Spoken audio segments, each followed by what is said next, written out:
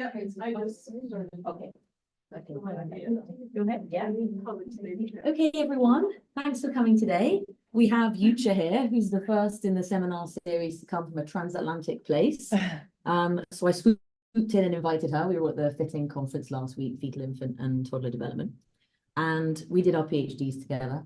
So I'm especially proud of Jucha, who submitted her thesis 2 days ago and has kindly come here to talk to us about predominantly, I think, neonatal 7T. So Jucha's now leading that program at King's, and they're looking at kind of cortical depth dependent fMRI.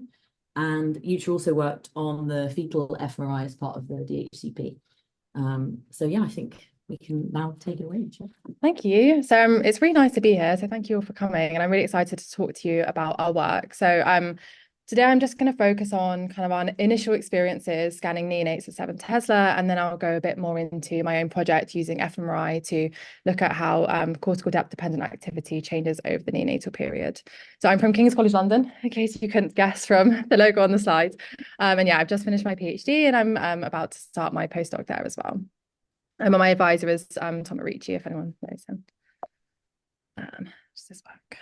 Okay, so I'm sure I don't need to tell you all about why we are interested in studying the neonatal brain. So it's obviously a period of rapid development and maturation of the brain in the kind of last trimester of gestation. And it's of fundamental importance for establishing the brain's lifelong structural and functional framework, which kind of all of the human behaviors span from later in life. And some of these changes are occurring on a kind of very macro scale. So as you can see from these images, you've got large changes in folding and volume occurring, but some of the changes that we're seeing are happening on much more on a finer grain scale and a bit more subtle. So can we use the kind of increased SNR or signal to noise and contrast to noise ratio that we get from ultra high field MRI in neonates to kind of better understand what's going on during development? So the first reported imaging in neonates at ultra high field, so 7 Tesla, was from a group in Utrecht about 4 years ago. And this was just broadly like a feasibility study. And so they looked at a variety of different structural and MRS imaging acquisition, so imaging of veins, arteries, T1, T2, and susceptibility weighting images. And you can see that broadly all of these contrasts seem to benefit from being performed at ultra high field. So you've got increased contrast in the SWE images. You can see really beautiful arteries and veins and contrast with the T2. And they published their kind of initial findings of what it was like scanning infants at 7T last year. And they, from a study with 20 infants, they looked at average heart rate, oxygen saturation, comfort scores, and temperature, both before, during a 3T scan, a 7T scan, and after when the infants were back at the department. And they found that through all 20 infants, through all of these different stages, including up to 12 to 18 hours after the MRI, there was no significant differences in the average heart rate, oxygen saturation, temperature, or comfort scores, which included things like muscle tension in the face and the body, movements of the infant, and crying and things like that. So this is a really good, okay, it might be possible, and infants seem to tolerate it quite well, no differently from kind of what they found at 3T. But what were the challenges that we faced trying to set up scanning neonates at 7T in our department? So the current generation of 7T MRI scanners are FDA and CE approved, but not for infants. So under 30 kilograms, you actually aren't able to scan infants at 7T. And so, as you know, babies are kind of 15 times less than that. So that's definitely a challenge that we have to address. The head coil we're using is an adult head coil, and it's being used off-label, so for infants with a much lower mass. And also, as we go from lower fields to higher fields, the frequency of RF that you need to perform MRI scanning is higher, and so the specific absorption rate, so how much energy is being deposited into the infant or adult inside the head coil, is going to be different in neonates. So previous studies that have been used to kind of model what these SAR rates are in lower fields don't necessarily apply to higher fields. So how can we address these issues? So funnily enough, when we tell people we're scanning neonates at 7T, one of the first things that people say are, what about the noise? So they have the expectation that noise is going to be, acoustic noise is going to be much more of an issue for neonates at 7 Tesla. However, we did some initial work using a variety of sequences and putting a microphone on a phantom inside the MRI scanner and running the sequences. And we actually found acoustic noise up to 98 decibels, which was lower than what we were using for our 3T scan. So that was fantastic, because it means we can just start using the same acoustic shield, so dental putty in the ears and inflatable cushions around the neonate's head, and that will keep acoustic noise within a safe range. That's a good question. Yes. Isn't the acoustic noise sequence dependent? So did you use a sequence you were intending to use, not a specific, fast diffusion or something like that? Yeah, so we tried a variety of different sequences and kind of started with the DHCP classical sequence we used, adapted them to the 7T scanner, and then tried a few different ones to kind of figure that out. So then the other thing is the SAR. So this generates a risk for infants in terms of heating in places that we don't want and beyond kind of safe limits. So Shahan's done incredible work, kind of really leading this push to clear 7T scanning as safe in our department. So he constructed these models of the Nova head coil in similar ways what's been done before in the literature, and constructed these two kind of neonatal models, so of scans of infants, like whole body scans, and reconstructed them and adapted the tissue properties to reflect the higher water content in neonates compared to adults. And so this was done previously, so about 10 years ago at 3T, and this showed that actually the SAR rates were lower in infants at 3T than they were in adults. However, when we look at 7T, the SAR is actually higher. So you can see here these yellow kind of maximal points that around the neck and the head. One of the infants had like a hand against their face. And so it really produced these kind of local maxima in SAR in these areas, but also across the whole head, SAR was higher. And so what this suggests is we've got to use much more conservative safety parameters in terms of SAR when we're scanning our infants at 7T.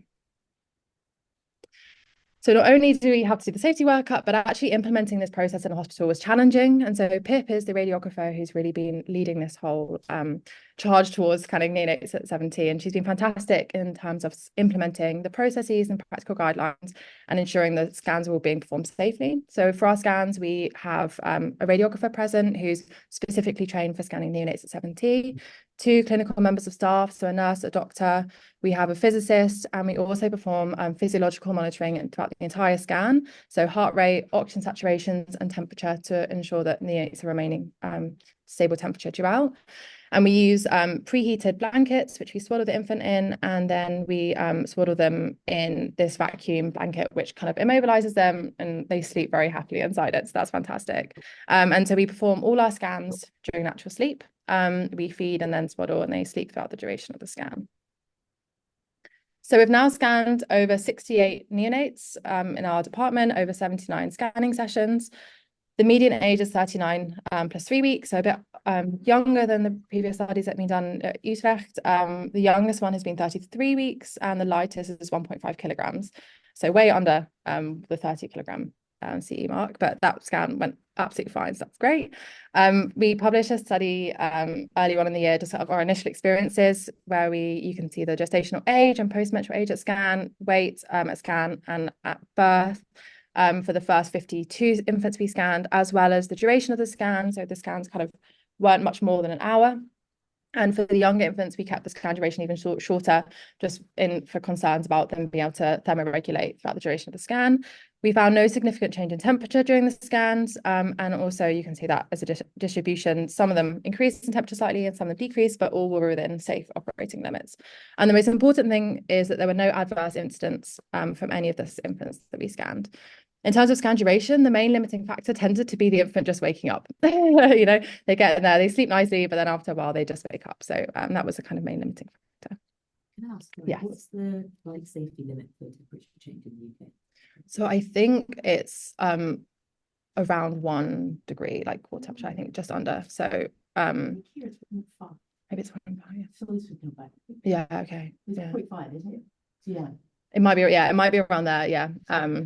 So I was going to answer 2 that were out on a more than 0.5, but it's Yes. on each side, which is interesting because I find that in Europe they're more concerned about noise and the fetus heating up. Yeah. And we're not concerned about noise so much with the earphones, and we're more concerned about getting cold. Yeah. So it's funny how you see nice distribution. So. Yeah. Oh, sorry. The question from Sean was, what is the safe operating temperature limits? Like, what's the maximum minimum temperature change for infants in the UK? 14% decrease in error. Yes, yeah, because with infants, they don't have thermoregulation and they've got much higher surface temperature and less subcutaneous fat. So they can lose temperature very quickly and become hypothermic. So that's why we use the preheated blankets. Because if you just were to model an infant like you model adults for these simulations where you just have them naked and the scan, that's the model. If you do that with an infant, they become hypothermic very quickly. So you need to make sure they're insulated, and the scan rooms are kept quite cold, 22 degrees, to accommodate the scanner. So it's really important to make sure that they aren't dropping temperature as well as increasing from the cell. You meant surface area and volume, not surface temperature, right? Yes, yeah. Sorry, yeah. 为啥？ So just for example, some structural images. So we oh, was that a question? Sorry, was that a question? Okay, I'll keep going. So I thought I'd start with some structural images. I think they were really nice and pretty. So we acquire 3 orthogonal acquisitions for our TSE T2 weighted images. And then we can reconstruct them using super resolution reconstruction, slice to volume. And it gives these really stunning 0.45 millimeter isotropic resolution images where you can see kind of blood vessels, you can see white matter development. This is a single infant age 35 plus 6 weeks. And it gives really stunning resolution to these images.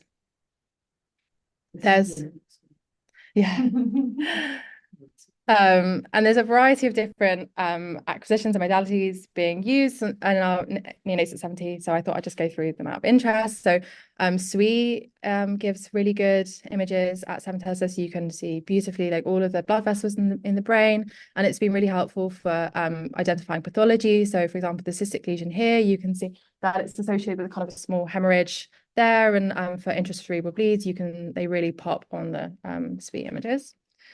SIL has been optimizing the MP2 range sequence to get a T1. So we're now at a point where we can get these really amazing T1 images as well as T2 with good contrast, even in our neonates. Shahan's been performing T1 and T2 mapping across the brain, across age, to figure out what these relaxation rates are at 70. And then Chiara's been looking at iron and white matter development using QSM in neonates, as it gives a much higher contrast to the different tissue types. So what I'm interested in specifically is functional MRI. So we did some preliminary work at the start doing whole brain fMRI in neonates, and just looking at the resting state networks, we were really impressed with the kind of better resolution it gives you compared to 3T. So this is just a single infant, and you can see particularly in the sensory motor network how nicely restricted it is to the cortical grey matter. It really follows the gyre and the sulci and is very localized to the cortical matter. And this is just in 6 minutes of scanning in a single infant. And so we know that the neonatal period is critical for development of cortical circuitry, specifically within the cortex. So you've got formation of the thalamocortical afferent, you've got short-range circuitry development, you've got development of synapses across all 6 cortical depths, and you also have the kind of formation of the 6-layer structure in the cortex. So 70 fMRI in particular allows us to map really fine-grained cortical activity. So if we take a standard voxel size that you use at 3T in neonates, it's a kind of 2 millimeter by 2 millimeter voxel. But if you go to 70, the standard voxel size that's used at 70 is around 0.8 millimeter isotropic. So that's a much higher resolution. And you can see that actually with a smaller voxel size, you might be able to start appreciating activity across different depths of the cortex. So this has been done in adults where they've used kind of different finger tapping tasks, so tapping fingers or tapping without touch, and mapped the bold signal associated with these different tasks across different depths of the cortex. And this is thought to relate to different input and output circuitry of the cortex activated by these different tasks. So it'd be amazing to do this in neonates and kind of look at this fine-grained cortical activity. But if you start looking across different cortical depths, we have the confound that cerebral physiology and vasculature is still developing. So we've known for a while that cerebral physiology is developing in neonates. You've got increase in CBF, increase in CMRO2. And this broadly leads to a different bold response in neonates compared with adults. So if we're looking at a bold response to a stimulus, you can see in adults, there's a very sharp, quick rise in bold signal, which is quite large in amplitude and short in time duration. And if you go to term in red and preterm in green, we can see that the amplitude is much smaller, the onset is slower, and the whole response duration is more temporally dispersed in neonates than adults. And if we start looking across the depths of the cortex, it's important to note that the vascular structure is still developing in the cortex along with the neuronal structure. So we see a massive increase in vessel density, specifically within the grey matter in the last trimester of gestation. And this is likely due to an increase in capillary density actually within the cortex. And at the same time, we see a decrease in density of peel vessels on the peel surface. So it's kind of these opposite trajectories on the peel surface versus in the grey matter. So given what we know about differences in cerebral physiology, vascular architecture, and as well as neuronal activity in the neonatal period, it's unclear whether the assumptions we make about the origins of the bold signal in adults can be applied to neonates. So to kind of unpick this further, I decided to characterize the change in bold signal profile across cortical depths across the neonatal period.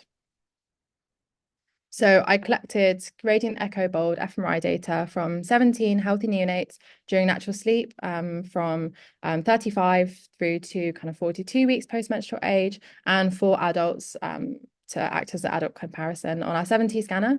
So as mentioned earlier, we use more conservative SAR limits and perform temperature and vital sign monitoring throughout the duration of these scans. A question, the Yes. SAR limits, how does that impact your acquisition? Does it have any effect with the resting state? Because I don't think it's very SAR intensive. So No, so for a gradient echo bold, it's Yeah. okay. It's when you start using more like intensive ones, so Yeah. for spin echo or some of those other kind of Yeah. fMRI contrasts, like we want to try them, but it's going to take some working up like how to perform them with those up. So we used kind of comparable acquisition in adults and neonates where we kept it as consistent as possible, but we obviously updated the echo time to be longer in neonates to reflect the differences in tissue properties, which are very clearly evident from these T2 weighted images in a neonate and an adult. We use a TR of 2.6 seconds, and then in pink you can see the actual acquisition slab that we used for fMRI. So we use a restricted field of view and just acquire the top few centimeters of the brain, which encompass the primary, somatosensory, and motor cortices in both hemispheres.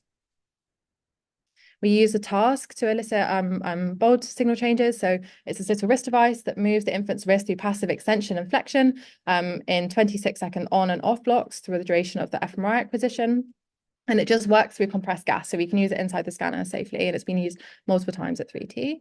And then we adapted this stimulus with Lego, very scientific, to better fit the adult hand so it could produce a comparable acquisition. We then performed pre-processing of our data and used Laney, which is a toolbox specifically designed to perform really high resolution analyses of fMRI data to perform a cortical depth dependent analysis. So the first kind of challenge I was presented with in terms of analyzing this data was, okay, so you have a brain, you've got really high resolution, specifically where do you want to look at to see where this activation is? And you can see that activation actually occurs kind of all the way along the central sulcus. And we specifically are interested not in what's happening in these large peel veins, but we want to know what's happening actually within the cortex. So I started by taking a large region of interest across the kind of whole of the hand area in S1. Split it into 3 different layers using this Laney toolbox, and then into 7 different columns along the whole region of interest. And then split all of these columns into the layers that I defined before. How do you define the columns? So using this Laney toolbox, you input the layer profiles, and it automatically splits the region of interest into columns based on like the curvature and the thickness of the cortex. So these people who made Laney are incredibly passionate. I don't think I've ever met anyone more passionate about how the cortex curves and folds and the thickness and how the layer changes as you go around the folds and things like that. So they really have deep dove into how that works. And so they've kind of used that knowledge and put it into this Laney toolbox. And so you can choose, you know, do you want your layers to be equivolume or equidistant? And equivolume is thought to be the more accurate choice for actually how the cortical layers are as they go around the folds, stuff like that. So That's why the yellow one is longer. yeah. Yeah. And it's I'm used to thinking of thickness under like at the depth, so it's not along the bank. Yeah. But they do map it both directions. Yeah, exactly. And then so sorry, did you have a question? Yes.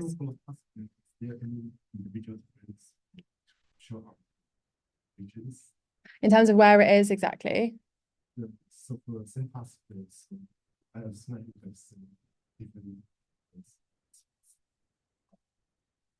So I did this on an individual subject basis. So in every single subjects, so age 17 and 4 adults. I looked where the activation was, drew these regions of interest by hand in volume space, and then did this mapping for every single subject. Because it's a good point with 70, like you have the resolution to be able to look at individual differences, but it also means that if you're averaging across subjects and just putting everyone into template space, you're going to lose all these really subtle fine-grained differences, especially when you're looking at something kind of like 1 millimeter away from the other. So everything was done in subject EPI space, and then once I'd extracted the bold signals, I then averaged it all together. So you're kind of averaging the resultant change in signal rather than the image space. To define those layers and regions, the input for that tool is just the volume image, or they're using some surface data, or so yeah, I just in the volume space, you just draw basically out define your region of interest, and then that region of interest gets put into the algorithm, like the program, and then they define it just based on, you say which is the peel surface, which is the gray matter to white matter boundary, and it defines it based on that. 2D or 3D? You can do either. So these were done 3D. So I've taken a few different slices where the activation was kind of maximal within the cortical gray matter, and then defined it based on that. Look at it structurally then. Pardon? Like instead, is it so it's normally applied to fMRI, but Yes. people do the same like column and laminar analysis in like T2s. So this is mostly, I know their toolbox is mostly for functional MRI studies, but they kind of, in order to figure out how to define these layers, they obviously looked at a lot at the structure, but I'm sure you can use it for anything really, because what this tool is in terms of creating layers and columns is you literally just draw a region of interest. So any region you could put in, and then I use other tools to kind of do the fMRI analysis. This was just for defining the region of interest. Hi, Jucha. Yes, hi. Sorry, I just had a comment, like, could you repeat the questions that you're hearing? Because it's yes, of course. Not very audible on Zoom. Yeah, thank you. Yes. Should I repeat the ones that I've just said, or? Maybe just the future ones. I don't want to. Okay. Yeah, thank you.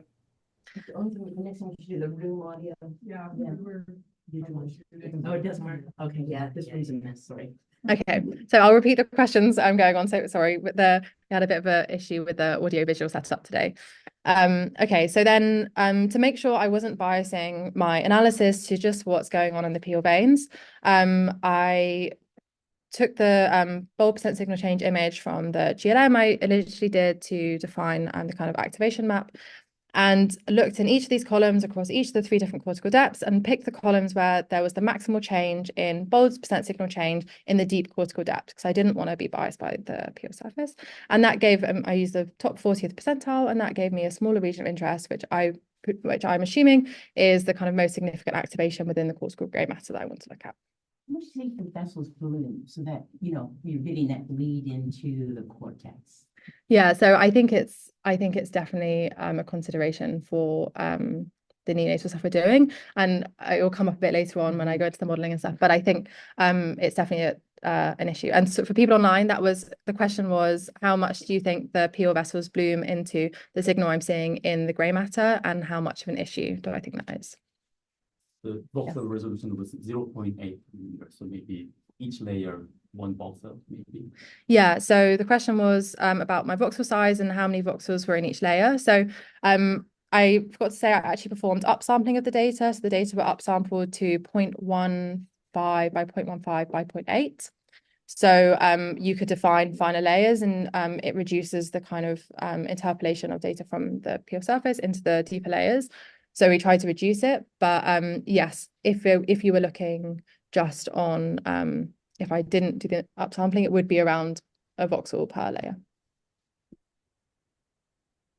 Okay, so just to show what the task responses look like, this is one example neonate at 38 weeks postmenstrual age, and you can see that there's a really nice localized activation in S1 and M1 in the contralateral hemisphere. And you can see the associated change in bulb signal across time really nicely associates with an increase in bulb signal during the on periods of simulation. And this is one adult response, and you can see that the bulb response over time looks fairly comparable to what we see in the infants. So as I said, we split the data into an early term, a term, and an adult group, as we wanted to look at changes across the neonatal period. So the early term group was 10 infants with a median age of 36.9 weeks postmenstrual age. The term group was 7 infants with a median age of 39.4 weeks postmenstrual age, and the adult group was 4 adults. We did the same mapping in each of these groups. So it ended up with a region of interest in S1 and extracted the bulb percent signal change in each of these 3 cortical depths for each of the groups. And so what's really nice initially to see is that, okay, even though the cortex, as you know, is much thinner in neonates, maybe 2/3 of the thickness than what you see in adults, we can actually appreciate a difference in bulb percent signal change across the 3 different depths of the cortex. Not only this, but the actual morphology of the response seems quite altered in both the early time and the time group compared with adults. So it's a much slower onset, a much more temporally dispersed response. We might see the kind of initial beginning of the post-stimulus undershoot in the time group here, which is characteristic of the adult response. And there seems to be quite a significant difference in the amplitude of the middle and deep cortical depth bulb signal change compared to the peel surface, specifically in the early time group compared with older ages.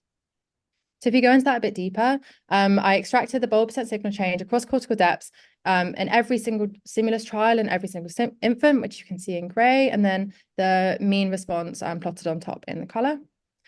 And if you focus just on the superficial to middle cortical depth ratio, we can see that there's a significant decrease in this ratio of superficial to middle across early term to term and to adult groups. And we see a similar relationship between the superficial and deep cortical depth ratio across the same age groups, but no significant difference in the ratio between middle and deep cortical depths and across all ages. So do you think this is partly, I have a question, driven by the peel vessels in the preterm? So the question was, do I think this trend is driven by the peel vessels? It could be. I think that's definitely a consideration. I think there are things we can do to look into it. I also think with a much less dense capillary network within the cortical grey matter, and also there's synaptogenesis going on, it could also be that on the one hand, you've got reduced levels of neuronal activity and potentially reduced changes in blood flow associated with it. But at the same time, due to differences in the kind of neonatal brain, you actually, for exactly the same parameters, can have a larger bulb response due to differences in like blood saturation and susceptibility difference between the blood and the tissue. So it's difficult to unpick the two, but I think it definitely contributes, and I think it's something that's really important to look into. And do you think fetal hemoglobin pace has any impact on that? Yeah, definitely. I think the differences in the oxygen binding from the fetal hemoglobin, and because these infants are still quite young, they definitely have a large proportion of fetal hemoglobin. And so I haven't been able to look into that yet, but I would imagine it would play a role. It binds oxygen more tightly, so it's a little harder to extract. It's part of an adaptation for in utero, so that you can actually hold on to the oxygen when it comes from the placenta onto it. So it about 6 weeks you hit the nadir, and then it goes back up to more adult hemoglobin after that. Yeah. So the question was just about fetal hemoglobin and if that would also affect the bulb response. Okay, so yeah, as we were just talking about, does this mean that there's a difference in neuronal activity? Well, maybe. We can try and model some of these changes in bulb signal that we're seeing in neonates compared to adults with biophysical models, such as the balloon model. So the balloon model broadly takes a stimulus and its associated neural response, produces a CBF, a change in CBF and a change in CMRO2, which can then be fed into the balloon model, which models a change in CBV and a change in deoxygenated hemoglobin as a result of this neuronal activity. And that can be then fed into a BOLD model to kind of produce a model BOLD response for what you'd be seeing based on the parameters that you put in. If you want to look across cortical depths, it's worth being aware of and accounting for the differences in vasculature across the depths of the cortex. So we have the dense capillary structure here and the peel surface of the large arteries and veins, but blood is drained from the bottom of the cortex through these ascending veins up to the peel surface. So that means any bulb changes, so changes in blood oxygenation and cerebral blood volume that are occurring at the bottom of the cortex are then leaked up towards the peel surface via these ascending veins. And so bulb signal you're seeing at the top of the cortex is likely a combination of what's happening there, but also at layers further down in the cortex. So you can use this laminar bulb response model, which basically takes the balloon model, models that for every single depth that you want to look at, and then accounts for the leakage in bulb signal across cortical depths with like a mass balance equation. So if we apply this to the data or the experimental paradigm that I showed you before, we can make a kind of adult model where we put in the stimulus parameters that I used for the adult design. And this produces a model which is pretty consistent. I was kind of surprised at how consistent it was, but pretty consistent with what we're seeing in the adults, with a sharp rise time, a kind of equal difference in amplitude across the 3 different cortical depths, and as well as a small post-stimulus undershoot following the response, and the kind of response duration is quite comparable. So I then went to the literature and kind of went into all the kind of different parameters, the hemodynamic parameters that might be changed in neonates compared to adults, to find equivalent parameters I could then adapt this model with. So this included CBV, as well as the ratio of CBV on the peel surface, as well as in cortical grey matter, transit time, oxygen extraction fraction, coupling between these different hemodynamic parameters, both at steady state and during the onset and offset of the response, hematocrit, and grey matter and blood T2 star. So accounting for these parameters, we can produce a very altered BOL response compared to what we see in the adults, which, consistent with what we saw before, has a slower onset and more temporally dispersed duration. But when we compare it to what we're seeing actually in the data in neonates, it fits the kind of middle and deep layers well, but doesn't fit the superficial layers as well.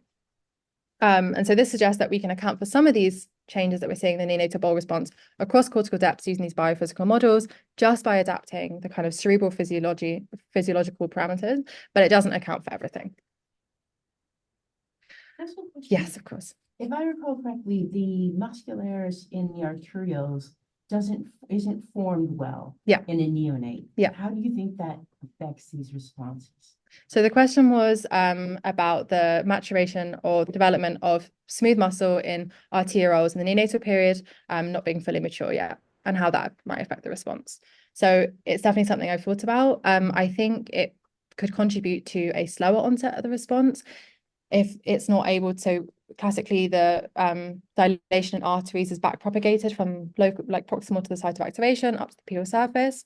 So if that isn't as efficient or doesn't have the same capacity, it might result in a smaller BOL signal change at the in the grey matter, but also potentially a slower change. But it's hard because obviously the whole neurovascular coupling cascade is developing during this period. So unpicking all these things is really challenging. But I think, you know, the more we do, the closer we'll get to finding out those things. And then just for extra interest to add on to what I presented at Fitting last week. So we're also interested in, okay, can we kind of harness the spatio-temporal maturation process across the whole cortex and look at different areas of the brain and how the BOL response is changing in those areas as well. So we decided to do a visual stimulus because it's another nice passive stimulus that we can do in infants while they're sleeping. And for this, we use a flashing black and white screen. So the lights were off in the scan room. I've been subject to this flashing screen as well, and you can really see changes in luminance through your eyelids, even with your eyes closed. So even though the infants are sleeping, we presume that they can see these changes in luminance as well. We took an acquisition field of view that kind of went across the brain to capture V1 and the calcarine sulcus at the back of the brain. And this produced really nice activation within the calcarine sulcus. And you can even see this with no smoothing on a single subject activation actually within the LGN that's from our stimulus, as well as actually in the visual cortex. So that was really exciting. How many of them wake up with the flashing? So it's been mixed. We haven't done very many. So I've just got data from one infant. They don't tend to wake up, but we were also doing it towards the end of the scan duration. So sometimes they would wake up like further in, but when it's the last acquisition you're doing, I'm kind of not surprised because they might be waking up then anyway. But we've had infants who have stayed asleep for the whole duration, and then we've had a couple that have woken up. So I haven't presented that data because it's a bit more noisy. So the question was about the stimulus waking neonates up. I think I would potentially in the future try a slightly lower contrast stimulus. At the moment, we're going from bright white to completely black. And I think that would also potentially help just making sure we're not waking the infants up, because that's definitely an issue. You think about the frequency too, because the frequency is going to be different. Yeah, so we've tried 8 hertz so far. So that's what they've used in adults. And we're obviously conscious to avoid any frequencies that could cause like epileptic seizures or anything in these infants. So we haven't actually looked at other stimuli, other frequency, but maybe we should have a look. I guess actually with the waking up, you'd see activation in other areas of the brain, right? If it was going, so if you're getting activation in the visual area, that's what you're interested in. Maybe it's not as important. So the question was about how important it is the infants wake up, if the infants are waking up or not. So the biggest thing is motion. So if an infant wakes up, they're going to move. So you want them to stay asleep really. And along with that, as you have changes in arousal state, you also have big fluctuations in hemodynamic. So ideally, your infants would stay within the same arousal state for the whole duration of your acquisition, because these fluctuations in hemodynamics are so big that they tend to dwarf kind of the changes you're seeing. But you don't care about REM sleep versus other sleep, right now it's just sleep, right? Yeah, right now it's just sleep. We do have like heart rate tracking, but we haven't done any analysis in terms of sleep.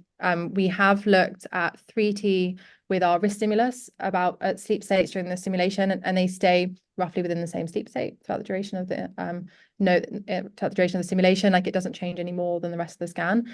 But I haven't checked what sleep state my infants are in during. I think someone else, is Daphnis doing that, the sleep thing? I think he's doing sleep. Isn't he doing sleep at 17? Oh, I'm not sure. Daphnis. Yeah, I think he was applying to do babies at 17. That's cool. I'd be really interested. There's lots of stuff that we'd love to know about sleeping in babies and how that affects what I'm seeing as well. Jucha, like related to sleep and arousal, there's supposed to be, at least in adults, there are a lot of like CSF changes, right? That happen. Is that something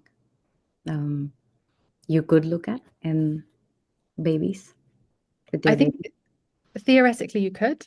I haven't looked into it. I think it'd be really interesting too. I do think the sleep is really something that would be interesting to look into more, because it's the kind of state we're scanning all our infants in. And I think there's some more work coming out with kind of really young neonate awake scanning, which I think will be amazing to compare to what we're doing in the sleep infants to get a kind of better idea what we're looking at. But yes, theoretically, I guess you could look at CSF as well. Okay, thank you.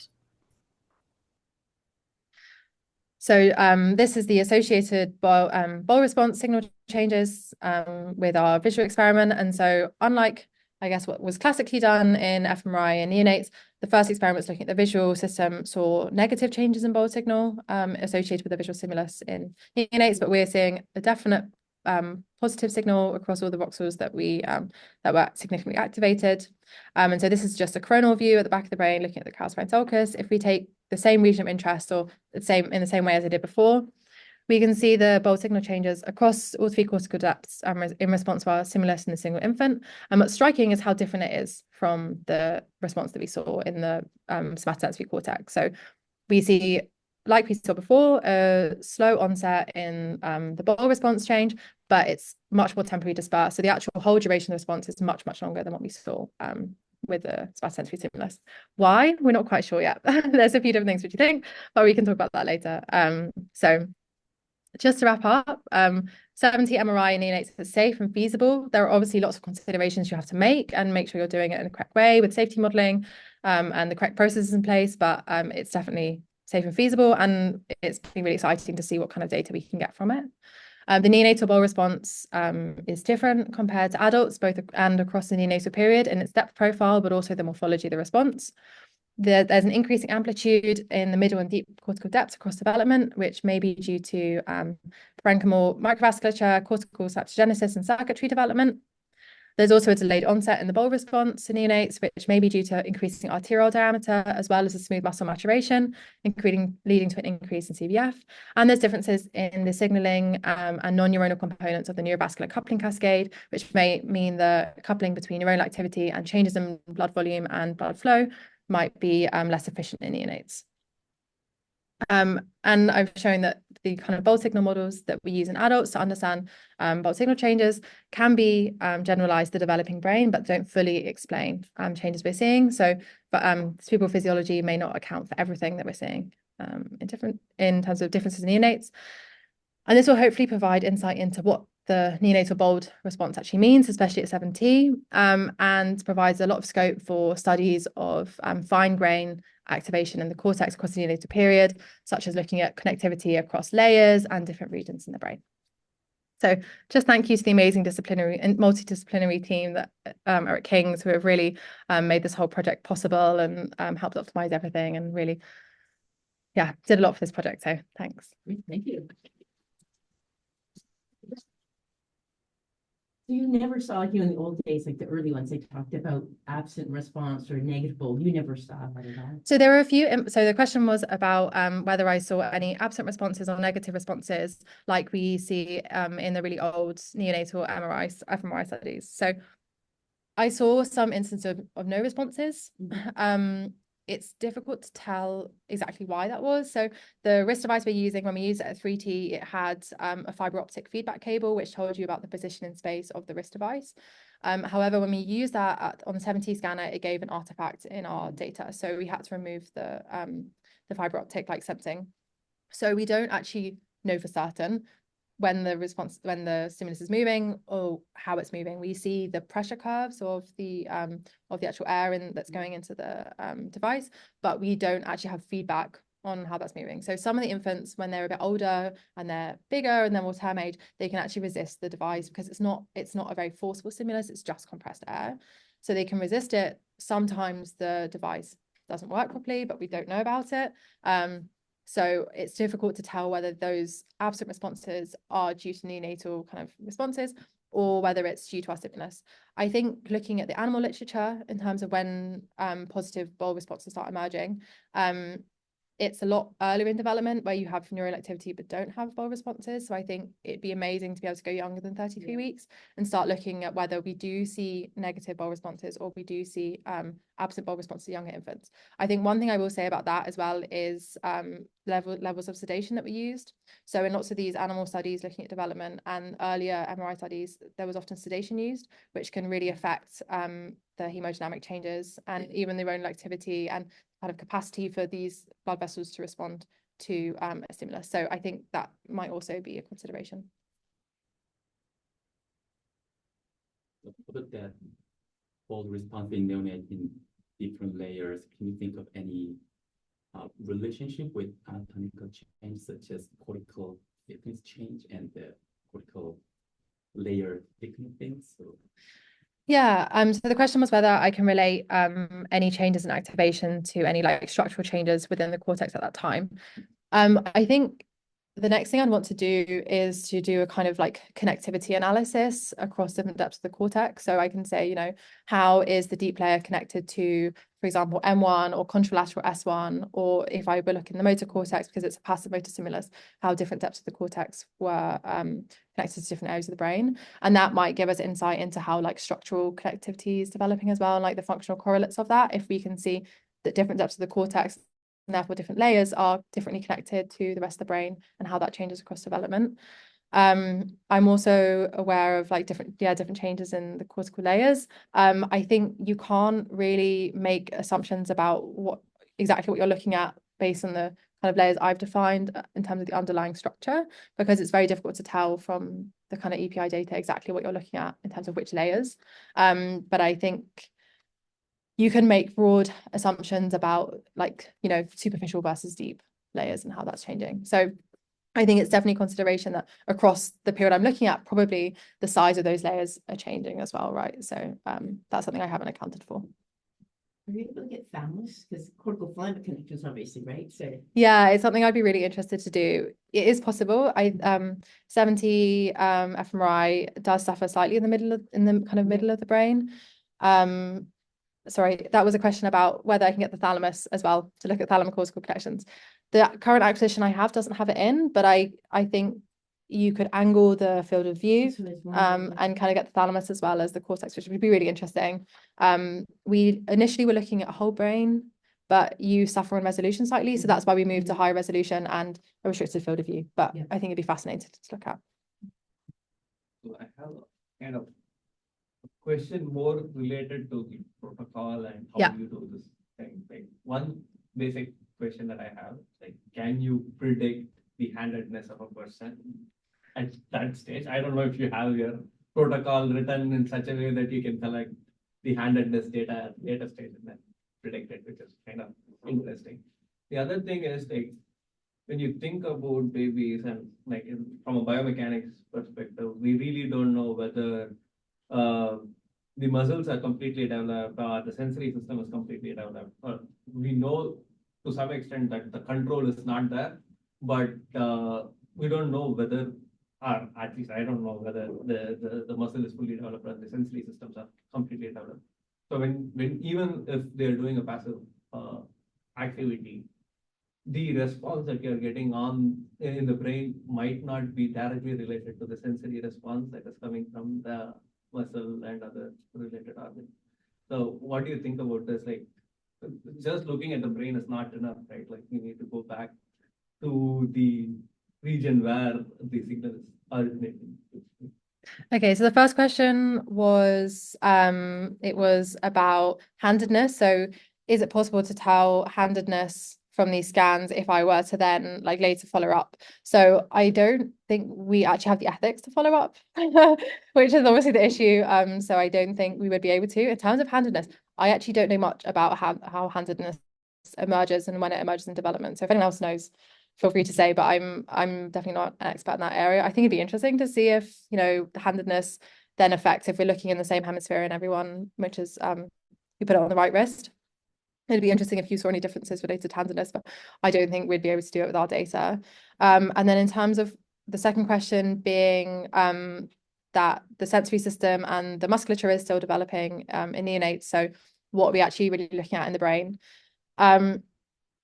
It would be interesting to look at the musculature as well. I think, you know, it's quite nice, even looking on a single trial level. So a single trial within a single subject, you actually see responses in the somatosensory cortex as well as the motor cortex in pretty much every single infant, every single trial. And there is variability in between trials and in between infants, but the consistency with which we're seeing it kind of gives me some faith that we are actually seeing a result of the hand moving within the MRI scanner. At lower field strength, they've used the same stimulus but taken out the compressed gas kind of bit, so they could record like random motion of the infant's hand as well. But obviously with that, it's kind of like where's that stimulus being, where's that movement being generated from? Is it at the level of the spinal cord? Is it due to kind of spontaneous muscle contractions, or is it actually kind of goal directed or directed from the head? And they weren't sure. I think you could possibly use those two experimental paradigms and explore that further and say, okay, for a passive stimulus and the infant moving its wrist as it pleases, are you seeing different depth dependent profiles? And that might give some insight into whether it's actually being generated from the cortex or whether it's being generated kind of further down. It relates to a talk on sleep twitches. Yes. And I talked to the guy about that a lot. We thought that in fetuses that, you know, the corticospinal tract innervation would be like cortical, but it's brainstem initially, which was interesting. So I don't know exactly when the cortex hooks up to the brainstem, but a lot of the initial movements from the corticospinal tract are brainstem initiated. Yeah. So the comment was just about a really interesting talk we saw recently about spontaneous motion or movements of infants during sleep, and that it was initiated in the brainstem. So yeah, I think potentially kind of I feel like this kind of analysis where we can do this fine grain characterization of fMRI in neonates really just opens this field to start asking these questions and trying to find some answers and unpick, you know, where all these activations are coming from. Have you seen work in functional MRS at 17? So I know it's happening in adults, and I think it's super exciting. So someone in